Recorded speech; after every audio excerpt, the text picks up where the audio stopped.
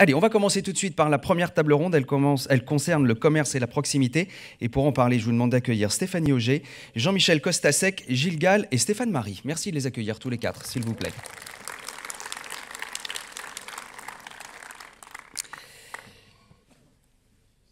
Bonjour à vous quatre et merci d'être avec nous donc ce matin pour parler de ce sujet du commerce de proximité.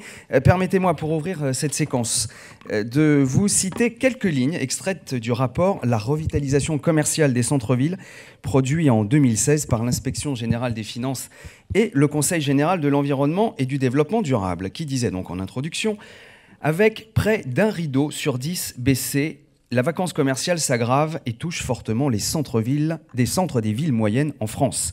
Les politiques de revitalisation commerciale des centres-villes ne peuvent pas envisager la problématique commerciale de manière isolée. Elles doivent ainsi mobiliser différents acteurs publics et privés autour d'un projet commun. » Évidemment, ces projets communs, nous allons en évoquer. Et avant de laisser la parole à Stéphanie Auger, je vous propose d'écouter un témoignage. C'est celui d'Yves-Marie Rivemal, qui d'ailleurs est avec nous ce matin. Monsieur Rivemal est le maire de Verneuil, d'Avre et d'Iton. Et il a quelques mots à nous dire sur un dispositif mis en place par le département. On l'écoute et on en parle juste après.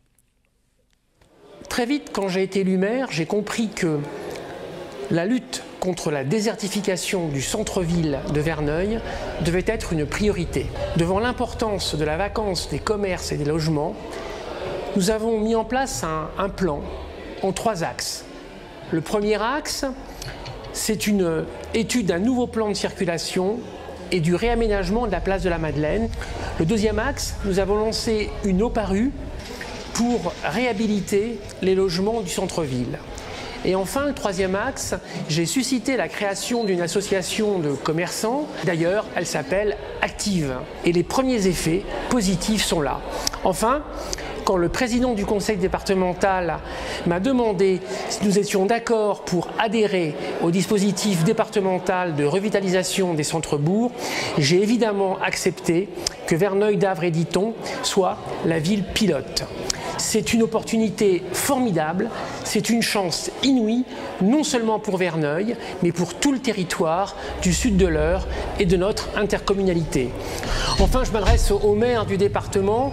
J'ai vraiment un souhait, c'est que ce dispositif départemental qui est très pertinent, nous allons être ville pilote à Verneuil et j'espère qu'on servira, je me permets de le dire, d'exemple pour que les autres villes du département et villages du département puissent en profiter pleinement. Voilà donc pour ce témoignage de Monsieur Rivemal. On peut l'applaudir, oui, évidemment. Alors, chance inouïe pour le territoire, on vient d'entendre ça à l'instant, Stéphanie Auger. Avant de rentrer concrètement dans les différents volets du plan, j'aimerais peut-être qu'on rappelle quand même un petit peu quels sont les contextes locaux qui vous ont mené et conduit à mettre en place ce plan. Merci. Bonjour à tous. Effectivement, le sujet du commerce donc dans nos villes et surtout dans nos centres-bourgs sont des préoccupations autant des administrés que des élus. Je vais vous dire des vérités que vous connaissez tous, mais les constats, on les connaît. Le phénomène de périurbanisation, alors parfois demandé par les administrés eux-mêmes, les changements des modes de consommation. Ça, ce sont 2 forts constats qu'on peut faire. Ces 2 constats amènent forcément donc 2 phénomènes. Le phénomène de l'augmentation de la vacance commerciale que vous devez rencontrer dans vos centres-villes et la disparition des commerces de proximité en milieu rural. À côté de ce constat, il y a un paradoxe qui est qu'il y a une proportion des consommateurs à vouloir consommer de plus en plus local, mais en même temps une augmentation du e-commerce. Donc maintenant qu'on a tout ça, on met tout ça dans un petit sac, puis on se dit qu'est-ce qu'on fait ? Parce qu'il y a complètement des choses qui sont, on va dire, à l'inverse l'une de l'autre. Et il va falloir, nous, élus, aider nos centres-villes à essayer de changer la dynamique. D'accord, constat d'un côté, réponse de l'autre, et c'est ce qu'on va développer maintenant, c'est le plan donc, qui est mis en place par le département. Voilà, effectivement, peut-être juste avant de rentrer dans les propositions, rappeler un chiffre qui va vous intéresser en tant que maire, c'est quand même 9 Français sur 10 qui estiment que l'un des objectifs majeurs du maire, c'est de renouveler son centre-ville.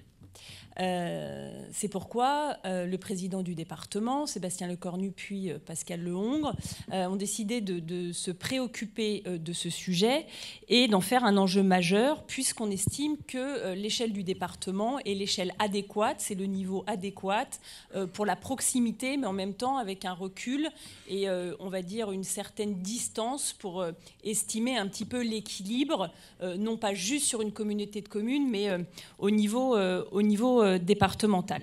Alors Stéphanie Auger, je vais vous proposer de mettre le micro tout petit peu plus près, voilà, comme ça on vous entendra mieux et ça sera plus simple pour la technique pour gérer le volume du son. Et j'en profite d'ailleurs pour le dire pour tous les intervenants, voilà, on met bien le micro proche de la bouche et comme ça tout le monde nous entendra bien. Pardonnez-moi, et donc on rentre dans les différentes phases, Stéphanie Auger, du plan du département. Tout à fait, et donc une fois ça, oui effectivement. Ça... C'est mieux tout d'un coup. C'est différent.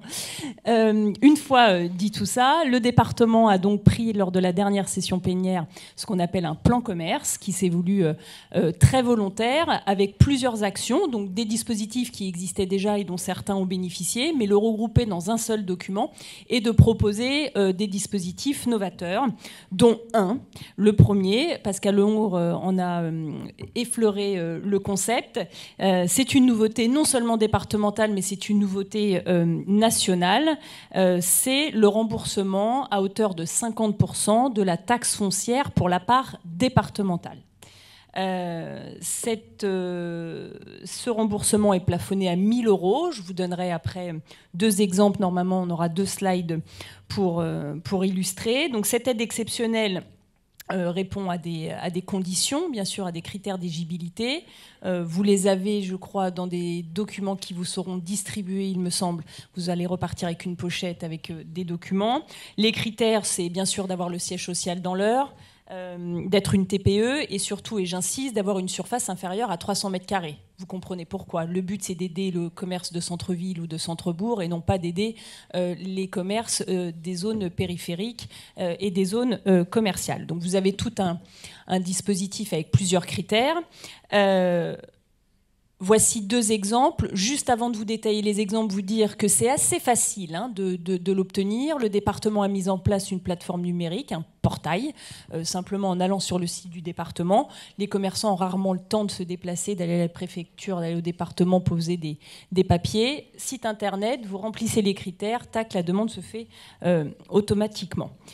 Elle est effective, j'insiste, parce que c'est important, parce que vous serez les relais auprès de vos commerçants à partir du 1er décembre de cette année. Donc c'est pour l'année fiscale 2017 et le portail est ouvert au 1er décembre. Voilà, maintenant que j'ai dit ça, je vous propose 2 exemples pour bien comprendre. Le premier, si on pouvait revenir juste sur la slide d'avant. L'exemple du fleuriste, celle s'il juste vous plaît, avant. Le fleuriste. Voilà, vous avez un fleuriste à Breteuil, il paye en taxe foncière 1 227 €. La part départementale sur cette taxe foncière est à 419,90 €. Nous, le département propose donc le remboursement de 50%, donc 210 €. Deuxième exemple. Un hôtel-restaurant à Acquigny, une taxe foncière d'un petit peu moins de 4 000 €, dont la part départementale est un petit peu plus de 2 000 €, c'est-à-dire 2 037,30 €. Prend 50%, normalement c'est 1 018 €, mais comme nous la plafonnons à 1 000 €, le commerçant reçoit 1 000 €. Voilà. Voilà, donc ça c'est pour la première mesure c'est phare. Donc c'est remboursement, 50% de la taxe foncière prise par le département. Exactement. Deuxième mesure phare, alors le sujet c'est la boutique test, vous allez nous expliquer. C'est le déploiement d'un réseau de boutiques test. L'idée, donc, 1, pour vous, c'est lutter contre la vacance commerciale. 2, la réalité aujourd'hui,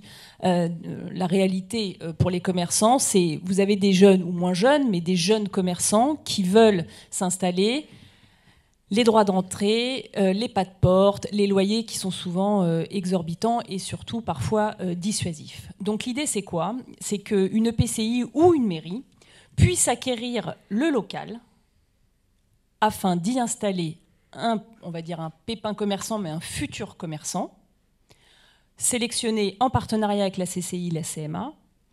Et le but, c'est pas de droit d'entrée et de faire un loyer, ce qu'on appelle progressif, et qui, au bout des 3 ans, puisse après soit partir sur un bail 369, soit acquérir le local s'il est en capacité de le faire. Le département, dans ce dispositif-là, accompagne sur l'immobilier, c'est-à-dire vous aide à acquérir éventuellement le local pour installer le commerçant. Donc c'est un dispositif qui a été mis en place sur Évreux. On a fêté les 1 an de la première boutique test avec la CCI ce vendredi. C'est une réussite. C'est un magasin de cuisine qui s'est ouvert sur un fonds de commerce qui n'était pas très envié, puisque c'était un ancien pressing avec toutes les absurdités parfois techniques que ça pouvait engendrer. Donc personne ne voulait reprendre ce commerce puisque très compliqué au niveau travaux. On l'a racheté avec la CCI, on l'a remis en blanc. Donc c'est la mairie d'Évreux avec la CCI, on l'a remis en blanc. On a fait un appel à projet, plus de 40 dossiers. On en a retenu 4. Il y a eu un jury. On en a pris une, ça fait 1 an, et elle est au-delà de son chiffre d'affaires et avec un loyer progressif. Donc tout le monde est content, la commerçante, la ville et la CCI. Voilà, donc ça c'est la deuxième mesure que nous vous proposons. Donc un accompagnement, nous au niveau départemental, vraiment sur l'immobilier pour vous accompagner. Autre mesure phare, elle est également faite en partenariat avec les CCI et en plus avec la CMA, la Chambre des métiers de l'agriculture, c'est le maintien du dernier commerce. Oui, alors ça vous le connaissez, c'est un dispositif que nous avions déjà au département. À l'époque, Sébastien Lecornu a voulu l'étendre un petit peu plus. Donc il concernait le maintien du dernier commerce en centre-bourg. Nous avons voulu l'étendre au maintien des derniers commerces, c'est-à-dire que c'est du dernier commerce en fonction de son secteur. C'est-à-dire que ce n'est plus juste s'il y en a un, si c'est la dernière boulangerie, la dernière petite épicerie ou le dernier tabac, même si vous avez plusieurs commerces, maintenant il rentre dans ce dispositif avec des critères et des plafonds que vous connaissez, puisqu'on en a déjà parlé il y a plusieurs mois, mais sur lequel bien sûr je pourrais répondre après. Voilà. Donc maintien dernier commerce vraiment spécifique sur les communes rurales. Et on termine avec une dernière mesure phare. C'est un rebond par rapport à ce qu'on avait entendu dans la vidéo tout à l'heure. C'est donc le maire de Verneuil-sur-Avre l'a évoqué, c'est l'aide à la redynamisation commerciale des centres-bourgs. Le but, c'est de contribuer à une approche globale. Aujourd'hui, on ne peut plus envisager le commerce comme une seule problématique. Elle s'insère dans une dynamique globale de transport, de mobilité, de logement. L'idée sur cette aide, donc effectivement, où Verneuil-sur-Avre est, on va dire, la ville pilote, c'est d'accompagner les communes sur vraiment une démarche qui est intégrée vraiment dans une approche totale, incluant notamment le volet habitat, l'aménagement urbain et la mobilité. On s'appuie sur une notion qu'on appelle l'expérience client positive et singulière. Voilà, c'est vraiment un accompagnement, donc c'est une certaine somme. C'est un gros travail qu'on fait en partenariat avec la CCI notamment et avec les consulaires d'une manière générale. Et voilà, on espère pouvoir accompagner plusieurs communes dès l'année prochaine. Pour l'instant, on va dire, on étrenne Verneuil-sur-Avre et on essaye de peaufiner le dispositif. Voilà sur les 4 grosses mesures, même s'il y en a beaucoup, mais nos partenaires après expliqueront, puisque pour le coup, on a une certaine valeur sur le département, c'est que nous travaillons très bien tous ensemble et c'est comme ça qu'on arrive à sortir des beaux dispositifs qui fonctionnent. Voilà, et donc je le disais tout à l'heure en introduction de ce rapport remis par l'Inspection générale des finances sur la revitalisation des centres-villes et centres-bourgs. Il faut évidemment que toutes les mesures qui soient menées et conduites soient faites en partenariat. Et Stéphanie Auger a à plusieurs reprises cité le partenariat, notamment avec la Chambre de commerce et d'industrie. Jean-Michel Costasec, vous en êtes le vice-président, très impliqué donc aux côtés du département sur les actions qui sont conduites. Qu'est-ce qui fait de votre point de vue la force, l'originalité de cette dynamique du département de l'Eure? Alors bonjour à tous et à toutes. Quelques mots, si vous me le permettez, juste sur la CCI en tant que telle, parce que c'est souvent un organisme qui est un peu inconnu ou imprécis.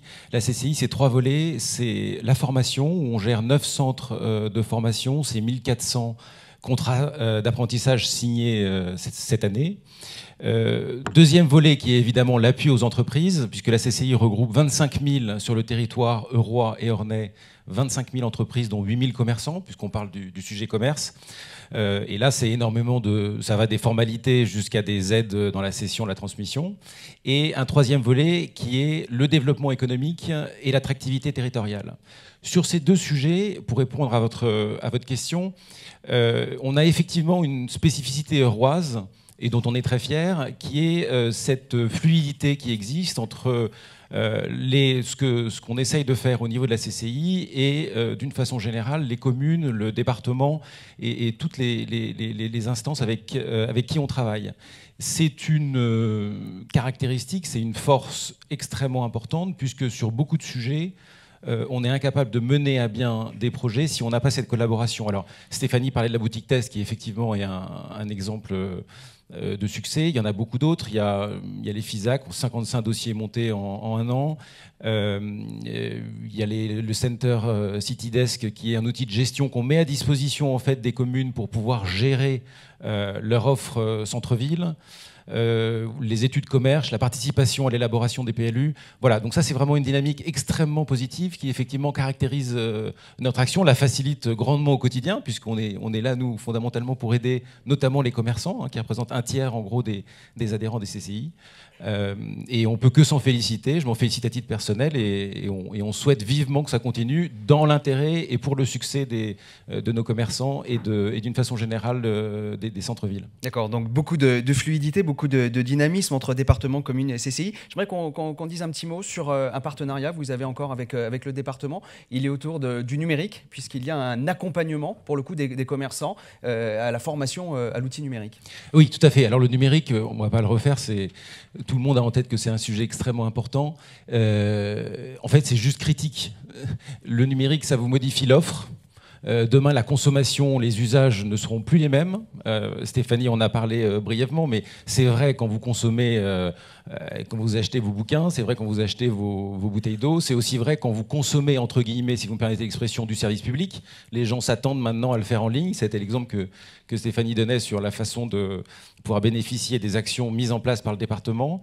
Ça modifie aussi complètement les business models. Le nombre de sociétés, moi je suis chef d'entreprise, le nombre de sociétés que l'on voit qui périclitent alors que ça faisait 100 ans qu'elles existaient, elles avaient pignon sur rue et qui, en l'espace de 3, 4, 5, 10 ans, disparaissent parce que leur business model n'est plus à jour, est colossal. Alors, qu'est-ce qu'on fait ? Concrètement, là encore, évidemment, en partenariat toujours, parce que c'est vital, c'est notre ADN de travailler ensemble, c'est différents niveaux. Le premier, c'est de mettre en place une plateforme d'échange qui s'appelle CCI Business, qui permet à tous et à toutes de pouvoir trouver quels sont les intervenants dans le numérique. J'ai besoin d'intervenants, et ben voilà, je peux consulter facilement, j'ai une liste exhaustive et ça me permet d'avancer. Deuxième strate, c'est effectivement de mettre en place des ateliers.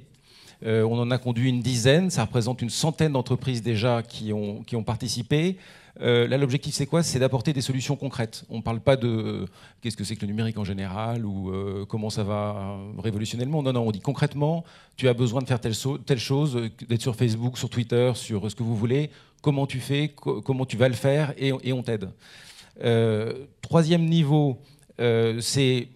Là, ce qu'on fait normalement, c'est l'appui aux entreprises. Une entreprise peut venir nous voir et nous dire, voilà, j'aimerais faire telle chose, je pense que mon secteur va se transformer comme ça, est-ce que vous pouvez m'aider ? Et la réponse est oui. Et enfin, pour finir, et je vais sortir un peu une petite trompette de fierté d'être normand, on va dire, c'est vous savez qu'il y a le CES à Las Vegas, je ne sais pas si ça parle à tout le monde, c'est un énorme salon qui regroupe tout ce qui est innovation autour du numérique. La délégation, on emmène des entreprises normandes, on est une des premières délégations en termes de nombre à participer au CES. Et le dernier, c'est là le petit clairon, c'est l'organisation d'un CES, entre guillemets, normand, ce qui va s'appeler In Normandie, 31 mai, 1er juin, où on va créer un énorme salon en Normandie, à Deauville en l'occurrence, pour pouvoir justement nous-mêmes développer, mettre en commun et mettre en contact en fait, l'ensemble des acteurs, consommateurs entre guillemets, parce que chef d'entreprise, et prestataires de services. Donc on retient cette date, 31 mai, 1er juin, à Deauville. L'INO Normandie, c'est ça, vous appelez ça comme ça? Le IN Normandie. IN Normandie. IN Normandie, donc à Deauville. On va poursuivre sur nos partenariats. Stéphanie Auger, et d'ailleurs Jean-Michel Costaquet, vous le rappeliez, disait tout à l'heure, il y a ce paradoxe entre le e-commerce, donc on parlait du numérique, et puis cette volonté quand même des Français de quand même consommer le plus local possible. Et on va en parler avec vous, Stéphane Marie. Vous êtes le président de la Chambre des métiers et de l'artisanat, la CMA, et non pas la Chambre des métiers et de l'agriculture, comme j'ai dit tout à l'heure. Même si vous travaillez ensemble, voilà, tout à fait. Mais c'est bien le A, c'est bien le A de artisanat. Peut-être quelques mots sur la CMA, et puis ensuite on va parler de la plateforme AgriLocal, qui étant évidemment en lien avec ce choix de certains Français de consommer plus local. Bien, oui. C'est bon, on vous entend. C'est parti. Mesdames et messieurs les élus, bonjour à toutes et à tous. Alors en 2 mots, pour situer la Chambre de métier, qui à elle seule est un circuit court, puisque vous, en tant qu'élus, vous connaissez tous au moins un artisan local avec lequel vous travaillez. La Chambre de métier de l'Eure, c'est 13 000 entreprises artisanales réparties sur le département, mais c'est aussi 25 500 actifs. En 2016, ce sont 1513 entreprises artisanales qui ont été créées dans le département de l'Eure. Et là, je vais être précis, 1401 créations et 112 reprises, et un solde net de 699 entreprises. Alors, la Chambre de métier est engagée avec le département depuis de nombreuses années, entre autres sur les opérations FISAC, sur le maintien et la réouverture du dernier commerce, sur la transition numérique, mais aussi, et j'y viens, sur la nouvelle plateforme AgriLocal 27. Alors, qu'est-ce que cette plateforme ? Cette plateforme, c'est une nouvelle application numérique portée par le département pour faciliter les relations entre producteurs et acheteurs. Concrètement, cette plateforme met directement en relation les acheteurs de la restauration et les fournisseurs, c'est-à-dire les producteurs agricoles, et j'y viens bien, sur le A de agricole, et les artisans de l'alimentation. Ces artisans ont naturellement un rôle à jouer dans la promotion et le développement des circuits courts de notre département. Ils peuvent se positionner aussi bien en tant que fournisseurs qu'en tant qu'acheteurs. Ce dispositif est gratuit et met aussi bien les acheteurs et les producteurs de nécessité d'une simple inscription. Cette plateforme, elle est en ligne et une simple inscription suffit pour mettre en relation les deux parties. Alors, elle se décline en 4 phases. Je ne vais pas vous les décliner, mais vous les citer. 1, c'est la visualisation des circuits de proximité. 2, c'est la consultation. 3, on va commencer à établir un devis. Et la phase 4, ça va être l'achat et la facturation qui peut se faire directement en ligne. Nous sommes engagés, nous, la Chambre des métiers, avec un relais actif des organisations professionnelles de l'alimentation et des services du département à faire connaître cette plateforme auprès des artisans. Depuis cet été, nous avons engagé 2 rencontres, une sur le secteur des Sénats et l'autre dans l'enceinte du conseil départemental. Nous n'en sommes bien sûr qu'aux prémices, mais déjà des artisans ont manifesté leur intérêt et seront accompagnés par la Chambre de métier à l'utilisation de cette plateforme. Nous comptons bien simplifier ce mouvement en montrant aux chefs d'entreprise qu'AgriLocal constitue pour eux une réelle opportunité de développement économique. Voilà. Enfin, puisqu'il est question à cette table ronde de commerce de proximité, il faut savoir que la Chambre des métiers, en 15 ans, a accompagné plus de 36 communes. Et récemment, nous aurons la continuité de la boulangerie d'Enzy avec un repreneur qui va signer un compromis de vente cette semaine. Et puis nous aurons en début d'année la réouverture programmée d'une boulangerie à Montfort-sur-Île. Pour conclure, si je peux me permettre, la revitalisation des centres-bourgs nécessite vraiment une approche globale de la part des décideurs, c'est-à-dire vous, mesdames et messieurs les élus. En effet, cette revitalisation ne peut se faire que si vos centres-bourgs ont une réelle attractivité. J'ai un buzz. Il y a un petit trou dans la... Non, mais en tout cas, ce qu'on entend bien dans votre message, c'est qu'évidemment, voilà, tous les commerçants, tout le monde doit s'y mettre, mais que les élus, évidemment, ont aussi un rôle pour travailler sur l'attractivité de leur territoire, pour que les commerçants souhaitent évidemment venir s'y installer. Tout à fait. C'est ça ? Ouais. Et ben voilà, merci Stéphane-Marie, merci pour ce témoignage et cette présentation de la plateforme AgriLocal. Donc qui met en relation les producteurs agricoles locaux avec les artisans de l'alimentation. On termine sur un autre partenariat avec un autre acteur d'importance au niveau départemental et qui participe sous l'impulsion de son président Sébastien Lecornu à la redynamisation des centres-villes et des centres-bourgs. C'est le PFN. Gilles Gall, vous allez nous présenter cet établissement public foncier de Normandie. Voilà.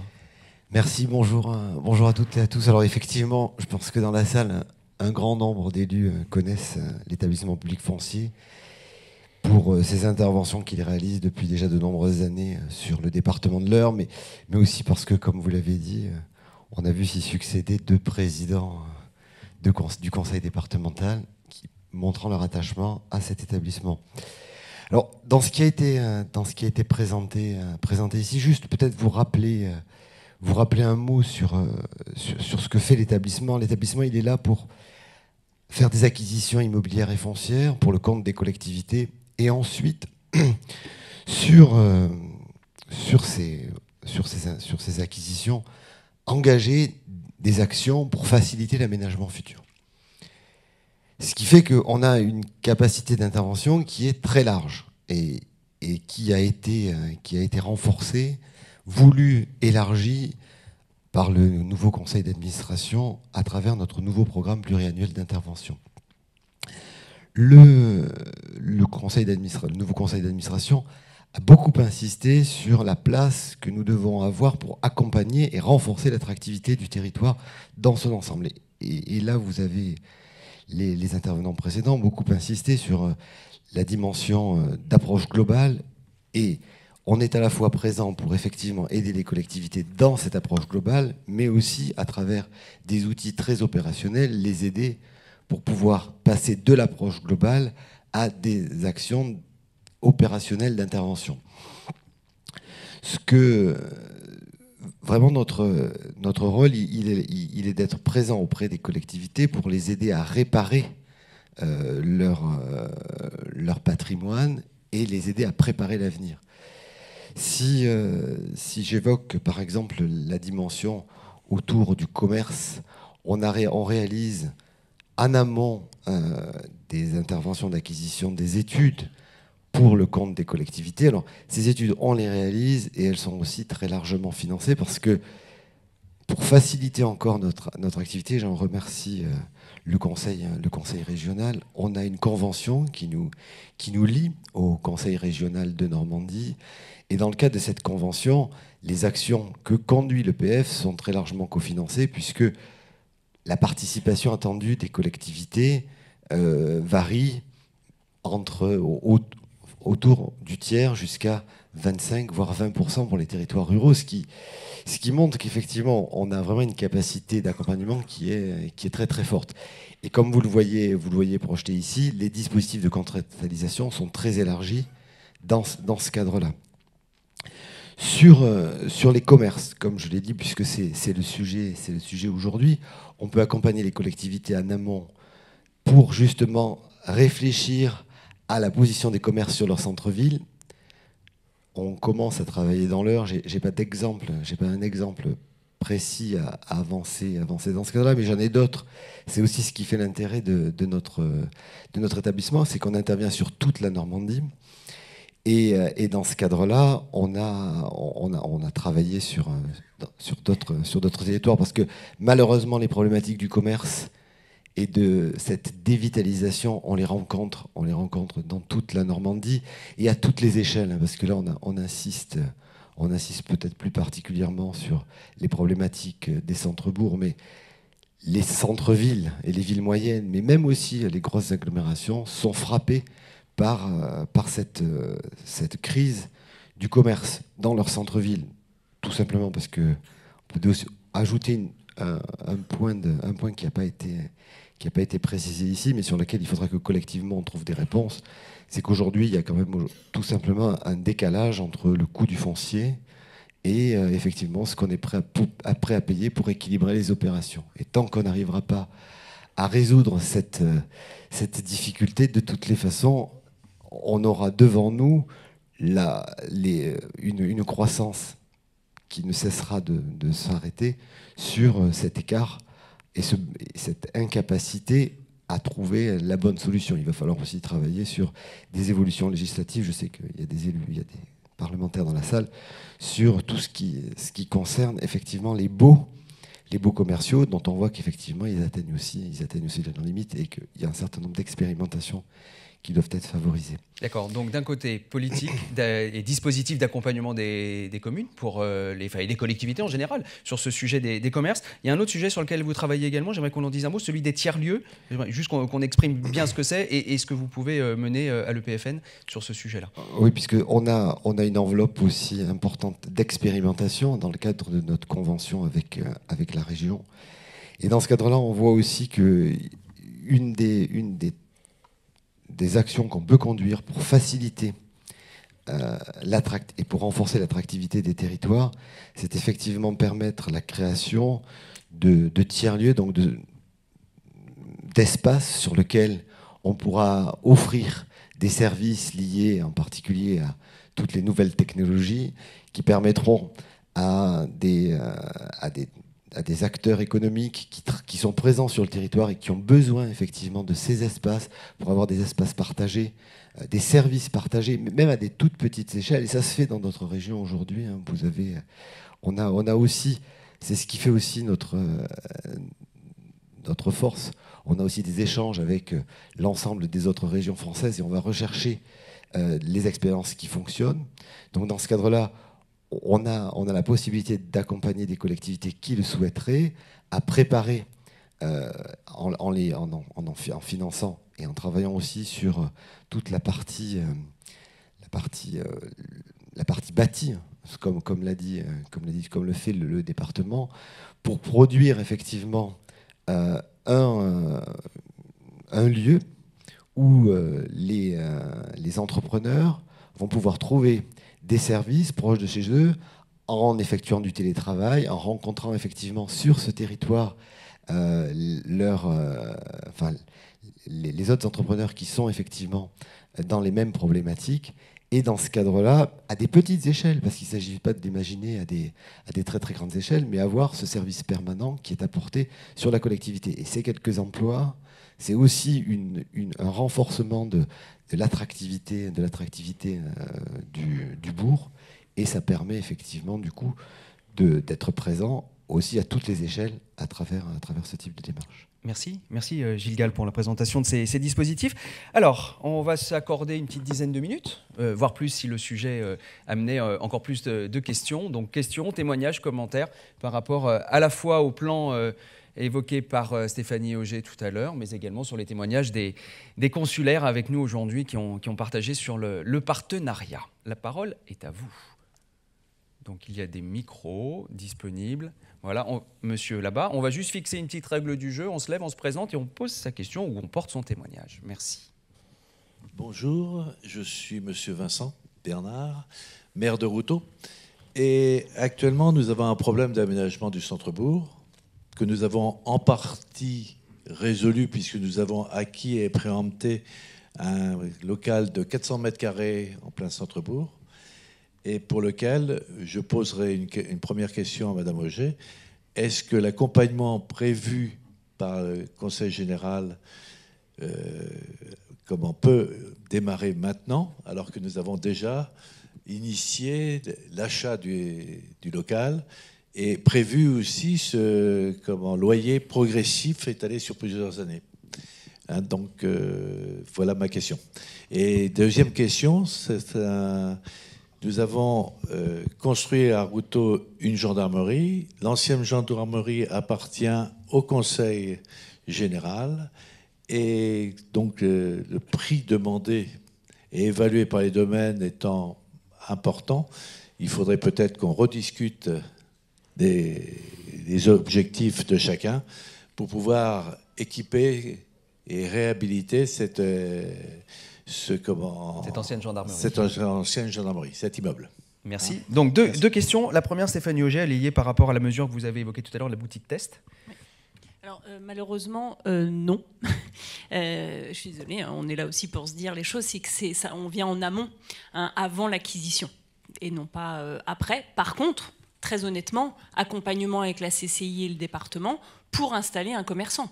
Là, par contre, effectivement, on ne peut pas vous accompagner sur l'acquisition et donc économiquement, mais par contre, on peut développer le concept. Le concept, c'est on a le local, on peut regarder quand même, je ne sais pas si vous avez déjà fait les travaux ou pas, mais on peut regarder quand même financièrement sur l'accompagnement des travaux, ça sans m'engager. Par contre, travaillons ensemble avec la CCI sur le concept, c'est-à-dire faisons un appel à projet coordonnées départementales, mettons en place un jury, choisissons ensemble avec l'expertise des CCI et du département sur la meilleure activité à cet endroit-là. Ça, pour le coup, on peut développer le concept. Malheureusement, sur l'achat du bien, ce n'est pas a posteriori, mais bien a priori.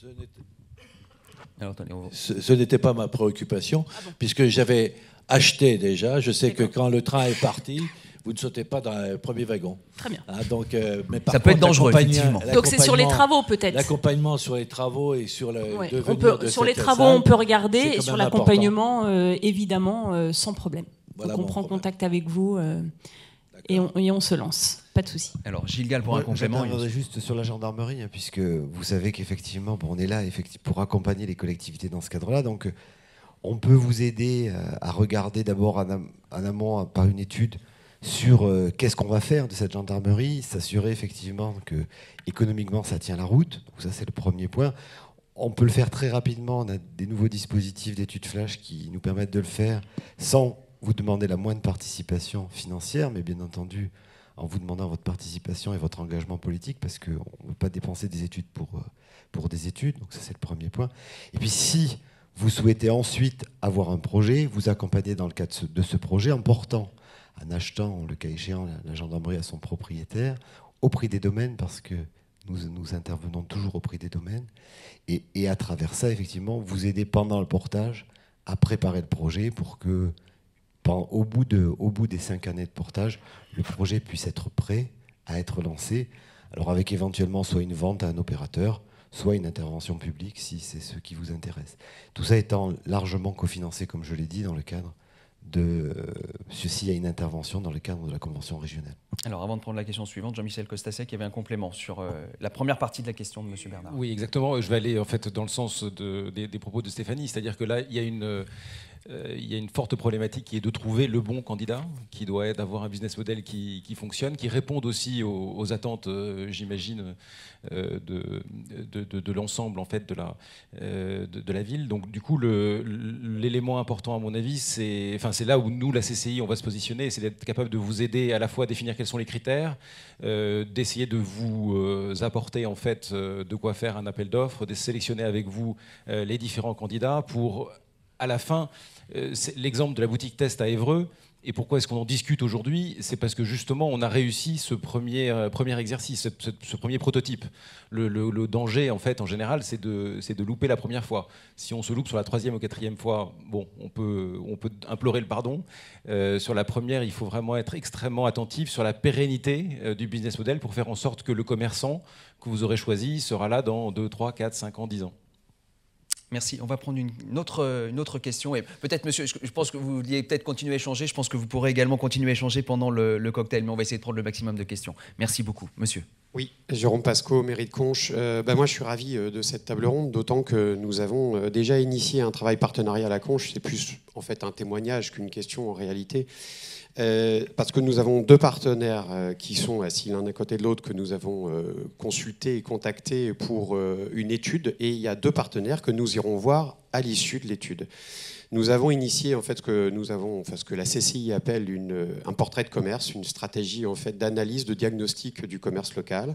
Et nous avons contacté aussi le PFN, donc Monsieur Franck Fourreau, que j'ai rencontré il y a de ça quelques semaines, pour justement initier ce diagnostic. Et de ce diagnostic, il va émerger un certain nombre de solutions, un plan d'action que nous allons ensuite présenter au département, puisque j'ai bien retenu effectivement ce que nous a indiqué Stéphanie Augier sur cette nécessité d'avoir cette approche partenariale, cette approche globale et transversale pour ensuite proposer un projet structuré et structurant aux partenaires. Nous avons aussi l'intention d'y associer et d'en parler donc, à la Chambre de l'Artisanat, Stéphane Marie, pour aussi, pourquoi pas, envisager la réimplantation d'artisans au cœur de ville. C'est une stratégie qui n'est pas totalement idiote, parce que je crois qu'on a la nécessité d'être tous ensemble pour la redynamisation de nos centres-bourgs, tous ensemble autour de la table, parce que seuls, nous, élus locaux, on ne peut rien, on n'a pas les leviers.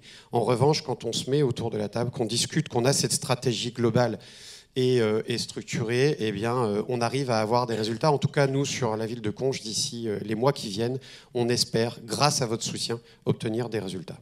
Merci pour votre témoignage. Donc, il illustre bien cette dynamique de partenariat. On a une question. Monsieur, si vous voulez bien lever la main. Ah, alors, pardon, il y a monsieur qui a déjà le micro et ensuite monsieur. Et ici, il n'y a pas de question par ici ? Donc, bonjour à tous, Marie-Jean Douillère, Routot. Moi, j'ai une question sur le dernier commerce. Notamment, je dirais, il y a 2 métiers qui sont compliqués à trouver, sont les boulangers, notamment, et les bouchers, charcutiers, traiteurs. Donc, en amont, est-ce qu'il y a un dispositif qui est mis en place pour accompagner les jeunes ? Voilà, ma question, c'est comment on accompagne des jeunes pour reprendre des fonds de commerce ? Alors, Stéphane Marie. Moi, je vous conseillerais dans un premier temps de venir à la chambre de métier. Et puis à partir de ce moment-là, on montera un partenariat ensemble pour vous trouver des gens. Il faut savoir que la chambre de métier est engagée dans la formation, puisque nous co-gérons avec la CCI le CFA du Val-de-Reuil, et que 68%, si je ne dis pas de bêtises, des jeunes formés dans ce centre de formation sont formés par des artisans.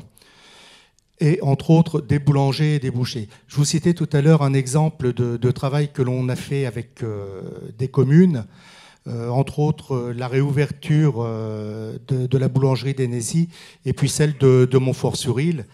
Donc on a les outils pour vous permettre de pouvoir le faire. Venez, contactez-nous à la chambre de métier, on prendra rendez-vous si vous le souhaitez, et puis on regarde de ce qu'on peut faire avec vous. Stéphanie Auger pour un complément. Dans ce cas aussi, il faut venir le plus en amont possible. Ne pas attendre le départ en retraite ou ne pas attendre le départ annoncé du commerçant. Il est très important. Nous, on a des dispositifs qu'on peut mettre en place. C'est pareil sur le maintien du dernier commerce. Prendre les choses le plus en amont possible. On a une commune, c'est qu'il y a un commerce et il fait bureau, boulangerie, tabac, poste, il fait tout. Il sait que dans 2-3 ans, il repart à la retraite. Donc, on a été contactés et là, on travaille en partenariat quand c'est artisan vraiment avec la CMA, et c'est vraiment, voilà, on vous incite à faire un état des lieux vous-même un petit peu sur votre commune, parce que personne ne sera mieux placé que vous pour savoir et pour connaître les gens, et d'anticiper le plus en amont pour éviter effectivement le creux ou le trou, parce que c'est toujours plus difficile de réouvrir après une fermeture. D'accord, 2 compléments rapides. Jean-Michel Costasec, ensuite Stéphane Marie, ensuite je prends la prochaine question. Très rapidement, un chiffre en fait pour illustrer que c'est vraiment quelque chose que les chambres consulaires font au quotidien. Sur l'année dernière, sur une problématique de cession-transmission, donc pas spécifiquement liée au dernier commerce, mais vraiment aider à la cession et la transmission, on a dû travailler sur presque une centaine de dossiers. Voilà, accompagner une centaine de candidats et de personnes en situation. Stéphane Marie, rapidement. Alors juste pour revenir au service que peut vous offrir la Chambre de métier, moi je suis jeune élu, puisque ça fait tout juste 1 an que je suis élu, et je suis allé dans plusieurs EPCI, nouvelles EPCI, qui vont encore se modifier un petit peu à la marge là, en début d'année, pour rencontrer justement les élus de ces EPCI et leur proposer des conventions et la recherche de commerce et la connaissance de votre tissu économique artisanal. Nous avons, nous, à la Chambre de métier, les outils qui peuvent vous permettre d'anticiper, comme le disait Stéphanie, le départ en retraite ou des cessations d'activité, tout bêtement. Merci. Alors, comme il faut maîtriser le temps, j'ai 3 questions que je vais prendre. Voilà. Alors, il y avait monsieur au tout premier rang qui avait déjà demandé la parole. Ensuite, ce sera monsieur derrière et j'ai madame là. Et on terminera pour cette séance de questions. Oui, merci. Bonjour, Bruno Kettel, député et conseiller départemental, mais surtout ancien maire. Si je peux me permettre, je crois qu'il y a une question qui a généré le problème du commerce dans les petites communes, c'est celle de l'urbanisme commercial et de son déploiement ces 30 dernières années sur le département, mais aussi ailleurs. Donc première question ou suggestion, est-ce qu'il est prévu une mise à plat du schéma départemental d'équipement commercial, et si oui, sous quelle forme et selon quels critères? Deuxième point, il y a un outil qu'on avait appliqué à Bourteroule dans son temps et qui est toujours d'actualité, c'est celui du droit de préemption sur les fonds de commerce. Je ne vous ai pas entendu en parler, mais je suis arrivé un peu en retard, donc je vous prie de m'excuser, mais c'est un outil qui nous a permis pendant des années de réguler et de nous opposer à l'arrivée de certaines enseignes ou d'établissements bancaires, assurantiels ou immobiliers. Donc, cet outil oblige en N+1 la commune à acheter le fonds au prix sur lequel il avait été négocié à l'origine. Donc, est-ce qu'il est prévu des mécanismes d'accompagnement pour celui-ci? Et si oui, sous quelle forme? Et enfin, d'une manière générale, on ne peut pas dissocier équipement commercial, commerce et urbanisme. La compétence urbanisme est d'une manière chaotique, en train d'être transférée aux EPCI. Et comment le département peut-il intervenir pour justement coordonner celle-ci, peut-être à travers le CAUE en fixant des orientations précises, et qu'est-ce qui est prévu dans ce cadre? Je vous remercie. Merci. Donc 3 questions, on va essayer d'être rapide pour les réponses. Merci. Rapide. Donc, efficace. Efficace. Concernant le SDAC, effectivement, comme présenté lors de la dernière session plénière au département, le département a engagé la révision du SDAC. Effectivement, je l'avais évoqué, donc le schéma départemental des activités commerciales qui avait été voté et élaboré il y a quelques années n'était plus forcément à jour. Donc le département de l'Eure a repris la décision de le remettre à jour et cette fois-ci a associé les élus. Parce qu'on s'est aperçu que ce schéma était énormément utilisé par les grosses enseignes commerciales et par les grosses foncières commerciales, on va dire, pour les centres commerciaux de nos périphéries, mais très peu accaparés par les élus. Donc on a voulu changer ça, et donc on a fait, je ne voudrais pas vous dire de bêtises, mais la première en octobre, il me semble, la première réunion, c'est ça, septembre et octobre. On était avec Jean-Michel, puisque ça, pour le coup, c'est un partenariat CCI département. Nous avons invité tous les élus, donc tous les présidents des EPCI et des communes importantes à la révision du SDAC, et nous avons mis à plat tous les projets commerciaux. On a pris un cabinet extérieur, on a mouliné tout ça, et on a fait des préconisations, puisque bien sûr, il n'y a aucune imposition, sur l'équilibre qu'il faut et qu'il va falloir trouver sur notre territoire pour que tout le monde trouve sa place. Voilà. Donc oui, c'est en cours. Je crois que nous avons eu des retours très positifs des élus, donc je pense que a été un travail collaboratif qui a porté ses fruits. Mais donc pour répondre à la question, oui, c'est fait. Et je pense en plus que alors il était prévu qu'il soit annoncé lors du forum des élus des territoires, mais comme elle avait lieu le même jour que la conférence des élus d'aujourd'hui, nous avons décidé de décaler ça quelques semaines un petit peu plus tard pour la remise de ce fameux schéma. Mais donc oui, à cette question. Sur la préemption, compétences EPCI, là-dessus le département n'a pas pour l'instant souhaité se positionner. Je pense que c'est pas tout à fait la question. C'est une compétence communale qu'elle peut déléguer à l'EPCI. Oui, c'est une compétence communale qu'elle peut déléguer à l'EPCI ou à l'EPF, me fait-on signe. Donc voilà, donc non, le département sur ce sujet ne s'est pas positionné. Et pour revenir sur votre dernier point, effectivement, sur la compétence commerce, je vous l'accorde, puis pour l'avoir discuté, pour l'avoir vécu, il y a un flou. Il y a un énorme flou depuis la loi NOTRe, il faut aussi le dire, c'est-à-dire que la loi NOTRe prévoit que la compétence commerce soit transférée aux EPCI, mais par contre ne définit pas l'intérêt communautaire. Et donc nous, on a creusé, il se trouve que c'est chaque EPCI qui doit définir lui-même son intérêt communautaire. Donc moi, je vous donne un exemple, excusez-moi, c'est un petit peu centré, mais ce que je le fais sur l'agglo d'Évreux. Donc je suis en train de réunir les maires qui sont concernés par le commerce, parce que chacun n'a pas de commerce dans sa commune, et nous réfléchissons à ce qu'on entend par intérêt, enfin le commerce, en tant qu'intérêt communautaire, pour savoir ce qui revient à l'agglo et ce qui reste à la commune.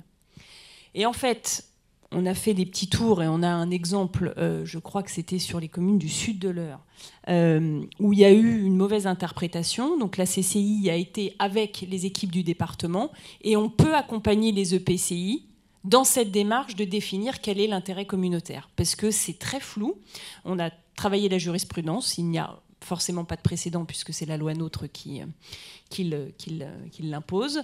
Et donc il y a tout un travail là-dessus. Et pour le coup, là, vous pouvez vous servir de l'expertise du département et des consulaires et de l'EPF aussi pour vous accompagner, puisque c'est à vous de créer. Jean-Michel Oui, Costasec, très rapidement, et Gilles Gall. Mais alors vraiment un mot chacun, s'il vous plaît. Je voudrais qu'on puisse prendre 2 questions. Non, je reviens juste sur les séminaires qui ont présidé en fait au travail d'élaboration du CDAC dont parlait Stéphanie. Ce qui est important pour les élus, c'est de connaître déjà effectivement l'ensemble des leviers qui peuvent exister. Ce qu'on a vu, c'est que parfois, il y a certains leviers qui restent sous la ligne de flottaison, on ne les voit pas, et du coup, effectivement, le droit de préemption en est un, mais il y a beaucoup de leviers qui sont à votre disposition et qui sont, selon la stratégie que vous voulez définir, extrêmement efficaces. Ensuite, la deuxième chose, c'était aussi présent dans ce que vient de dire Stéphanie, mais je me permets de rebondir dessus, c'est de dire que quand on est dans une problématique d'essayer d'attirer des enseignes, des nouveaux commerçants et ainsi de suite, il est extrêmement important de donner de la visibilité. Ça peut paraître galvaudé là aussi comme terme, mais c'est extrêmement important. Et du coup, de définir un peu quelle est la volonté des élus au niveau local vis-à-vis d'investisseurs qui ne sont pas encore investisseurs, c'est extrêmement important. Donc effectivement, c'est des sujets qu'il faut aborder, qu'il faut définir. Chacun peut faire ce qu'il veut, évidemment, mais ça permet au moins de le mettre à plat et de pouvoir l'annoncer et de pouvoir le dire et l'expliquer et rassurer et attirer. Voilà. Gilles Gall. Je dirais juste un mot en complément de ce qu'a dit monsieur le député, c'est que j'ai évoqué tout à l'heure des études globales, mais les études, elles ont vraiment la vocation de déboucher sur des démarches opérationnelles, parce que je ne voudrais pas vous effrayer et que les élus imaginent qu'effectivement on se rend dans des durées très, très longues. L'idée, c'est bien effectivement de travailler à l'attractivité du centre-bourg et de regarder à la fois qu'est-ce qui peut se passer sur le commerce, mais comment aussi on requalifie les espaces publics et comment à travers les outils qu'on porte, mais aussi en partenariat, j'ai peut-être pas suffisamment insisté là-dessus, avec l'ensemble des partenaires avec lesquels on a noué des conventions, comment est-ce qu'on propose une intervention plus globale qui va permettre de renforcer l'attractivité.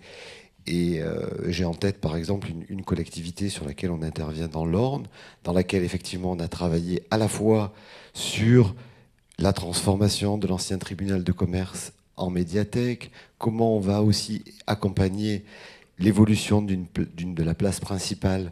On a acquis un ancien hôtel-restaurant auquel on va redonner, effectivement, une nouvelle vie, comme on l'a dit. Et enfin, au-delà de ça, comment on intervient sur plusieurs maisons du centre-ville qu'on va porter là aussi pour permettre une opération globale de logement. Parce que c'est peut-être... je m'avance sur la transition avec ce qui va arriver après, mais on est vraiment dans des dispositifs globaux. On a parlé du commerce, mais souvent le commerce c'est un rez-de-chaussée. Il y a aussi ce qui se passe à l'étage et on ne peut pas toujours, effectivement... Quand on travaille sur le bâti, s'occuper seulement du rez-de-chaussée, il faut aussi s'occuper des étages. Effectivement, comme vous le dites, mais ce sera le sujet de la 3e table ronde. Nous parlerons en politique du logement, mais on parlait il y a quelques instants aussi d'emploi et on parlera d'insertion. Monsieur, pour la question, alors juste une question, s'il vous plaît, ou un témoignage, et ensuite madame, et ensuite on passera au sujet suivant. Merci beaucoup. Merci, donc ça va être juste un témoignage. Donc je suis Damien Bellière, délégué au maire la communication à la commune de Cricbeuf-sur-Seine. Donc quelque chose qu'il faut aussi réfléchir, c'est au niveau des réseaux sociaux. Donc les petits commerces de proximité souvent n'ont pas de réseaux sociaux, n'ont pas de page Facebook ou quoi que ce soit. Et la plupart des clients de nos commerces, je vois dans notre commune, sont souvent des anciens, des plus de 50 ans. Et les gens qu'il faut toucher pour que nos commerces se pérennisent, ce sont les jeunes habitants qui vont plutôt chez McDo, chez Quick, chez KFC, que chez nos artisans locaux qui font des bons produits.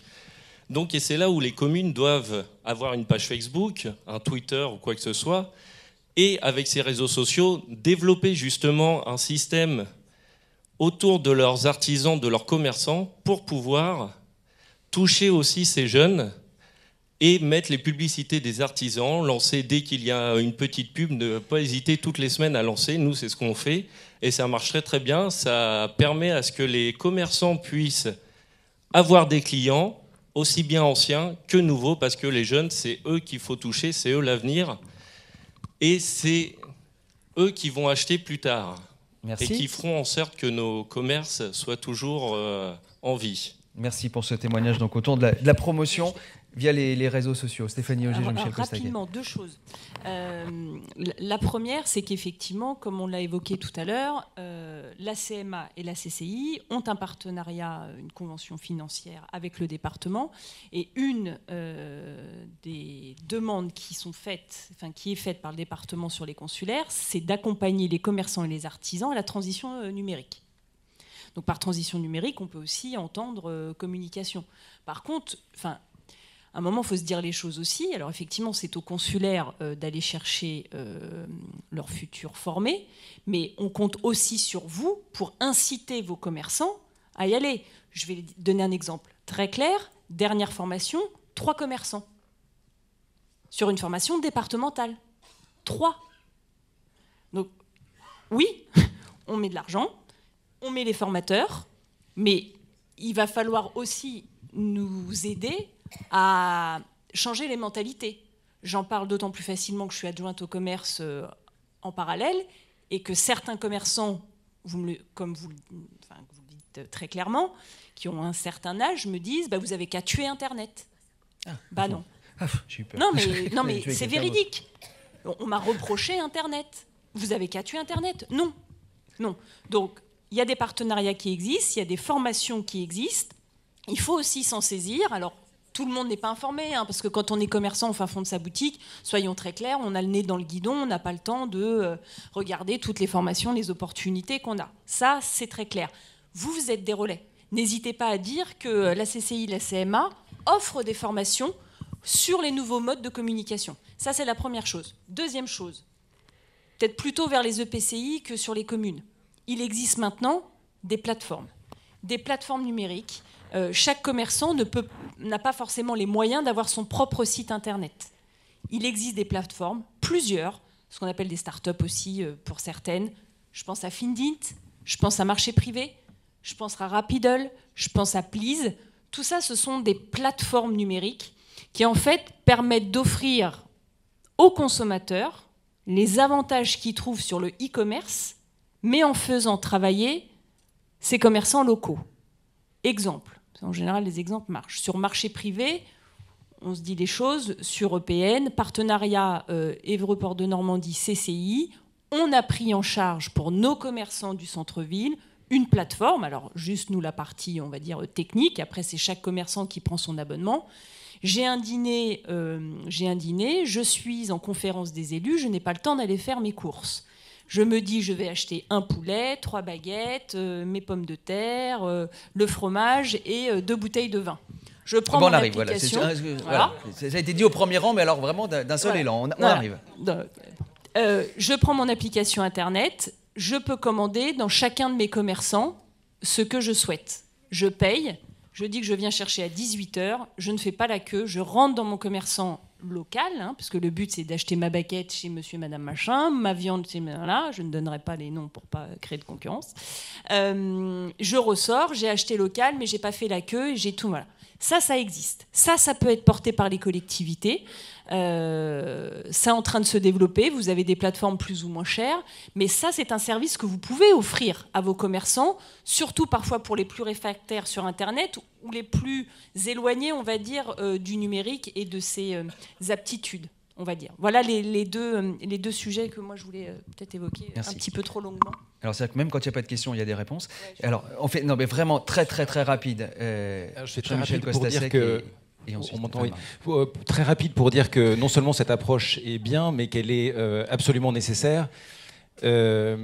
Si vous dites simplement mon commerçant n'a pas de page web, donc je vais lui en payer une, ou il faut qu'il s'en paye une, ça sert à rien. À avoir en tête, quand vous cherchez quelque chose sur Google, les résultats de la première page, c'est 80% de ce qui est cliqué. La deuxième page, c'est 19, et quelques. J'arrondis. Ce que ça veut dire, c'est que si vous n'avez pas un bon référencement naturel, votre page web ne sert à rien. à rien du tout. Donc il ne faut pas dire aux commerçants mettez 2 000, 5 000, 10 000 euros dans une page web. Il faut vraiment effectivement inciter tout le monde à avoir une approche globale et à se poser des questions au niveau local, mais de façon concertée. Et effectivement, je ne veux pas faire ma pub, mais en venant voir les chambres consulaires, on est là pour ça.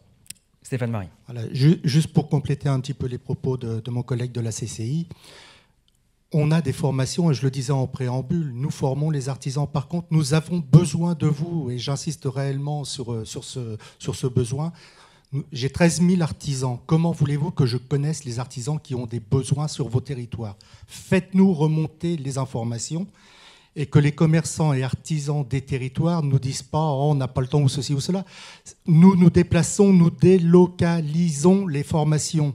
À partir du moment où nous avons suffisamment de personnes, de stagiaires potentiels pour les formations, et ce, quelle que soit la formation, nous délocalisons, nous le faisons sur SNA, nous le faisons dans d'autres EPCI. Il n'y a pas de raison qu'on n'aille pas chez vous. Voilà, il faut être clair là-dessus. Hein. Nous avons besoin de vous pour promouvoir, mais nous avons besoin de vous aussi pour promouvoir vos artisans. Merci. L'appel est lancé. Madame, pour la toute dernière question. Le micro arrive. Bonsoir. En fait, ce n'est pas une question, c'est un remerciement à la Chambre des métiers et de l'artisanat. Je suis Marceline Bertrand, le maire d'Enzie, et je tiens à remercier le département et la Chambre des métiers et de l'artisanat de l'Eure pour leur efficacité, pour la reprise de mon unique commerce à Enzie, la boulangerie qui avait été innovée en 2004. Merci à vous. Merci pour ce témoignage. On va en rester là. Pour ce sujet-là, je rappelle qu'évidemment, nos intervenants seront avec nous au moment du cocktail et vous pourrez continuer à échanger sur le sujet. Merci à tous les quatre, en tout cas, d'avoir partagé avec nous sur ce sujet du maintien du commerce local. On peut les applaudir, s'il vous plaît, tous les quatre. Merci pour eux.